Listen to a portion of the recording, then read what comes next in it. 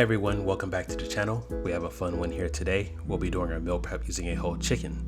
After we're done cooking the chicken, we're going to separate the wings, thighs, and drumsticks for its own separate meal, and then we're going to be using the breast meat to create a chicken tortilla soup. So that said, this isn't going to be a recipe video. I'm just having fun and flowing in the kitchen and trying to discover what flavors work for me. So we'll get started by spatchcocking our chicken, and I'm going to set aside the backbone and any other pieces we cut off to the side because the goal is we'll make our own chicken stock. Nothing's going to waste today. One thing I did want to point out is whenever I do spatchcock a chicken, I like to slice out the rib area. For me, the chicken cooks a lot more evenly by doing that, but also when it comes time to slice, it's a better presentation because I can just slice all the way through the breast meat. And then the added benefit, of course, is you can use all these extra pieces to create your own stocks or broths, however you want them. Today, what we'll do with the broth is whatever I don't use out of it, I'll just vacuum seal it and I can be able to use that anytime in the future as well. Another thing I want to point out is I'm not a professional chef, so as you can see, I cut off a little bit more of the breast area than I wanted to. But here's the finished product. We have our chicken, and then we also have what we're going to make the stock out of. So now I'm ready to get our bird seasoned up here. I like to hit it with a can of vegetable spray first before I start applying the rub. And for the rub, we're going to keep a neutral profile with just salt, pepper, garlic powder, and onion powder. I tend to go with the granulated, not the actual ground stuff. And then when we flip the chicken over, I like to get underneath the skin, so I like to make sure we get this rub inside the thighs. I like to get underneath the breast too as well, make sure everything's well seasoned up. And then for the last step, I make sure that the chicken is patted well dry before adding a little bit of that spray to it.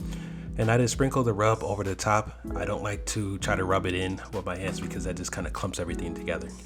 We'll be cooking on the Weber kettle today. We have a chimney full of Jealous Devil charcoal and then also one chunk of cherry wood. Once the grill is up to temperature, we'll go ahead and put the chicken on, and the goal is leave it on for about an hour or so. I'm running both vents on our cooker wide open today, and as you can see, we have a good clean smoke going on for this cook. This is exactly what we're looking for. Alright, back in the kitchen, it's time to make our stock. We're gonna go with 1 diced onion, 3 carrots peeled and chopped, 3 celery stalks, 3 garlic cloves, a handful of parsley, and finally the juice of 1 lemon. When it comes to spices, I'm going to go ahead and pour in some of the same rub we used on the chicken, and I'll toss in 2 bay leaves as well. For dry herbs, I'm playing around with this Herbes de Provence. I don't know too much about it, so I'm trying to understand its flavor profile, so today's a perfect opportunity for that. So our stock is pretty much well put together. I'm just adding in the juice of the 1 lemon here last, and the next step is to add in the water. So I'm just going to fill the Instant Pot up to the max line. Like I said before, whatever we don't use here today, I'm just going to vacuum seal it, keep it in the freezer so I can always have some sort of backup stock or broth whenever I need to use it. For the Instant Pot settings, we're going to run this for 1 hour today. The idea is by the time this is done, our chicken has rested and we've already shredded the breast and some other ingredients ready to go.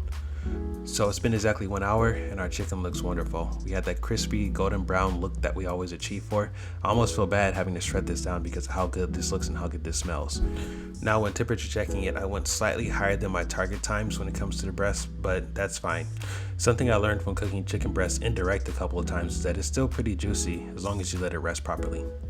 And speaking of rest, we're back after our chicken is rested, so we're gonna go ahead and separate the legs and wings here for a separate meal. And here's a shot of that breast. We're looking golden brown, the skin is pretty crispy. I'm really impressed on how this came out. And I'll just go ahead and slice it and give you guys a look at the inside here. Like I mentioned, we were a little bit over our temp, but they're still pretty moist. And since we're using it for a soup today, I'm not worried about dryness. I also picked up some of these meat claws from Walmart for $8. I definitely recommend them. They're a night and day difference from when I was trying to separate chicken and beef using a fork. Also, here's a shot of the shredded chicken. I can smell the smoke on them. At first, I was worried that 1 chunk wasn't going to be enough, but it definitely was. At this point, our chicken stock is ready. It's looking good and it's smelling good, so we'll go ahead and strain it into a separate bowl. And we'll get our Instant Pot ready for sauteing by getting some oil in there nice and hot. Once it's hot, I added in 1 diced white onion, diced green pepper, and a few cloves of garlic. And we just cook those down until they start to soften. Now for our spices, I probably use a teaspoon of salt, pepper, paprika, cumin, and probably a little bit lesser amount of chili powder. And then I just stirred those in until it started smelling fragrant. Then I added 2 cups from our chicken stock and then stirred it all together. For our vegetables today, I rinsed and strained a can of black beans and also a can of sweet corn.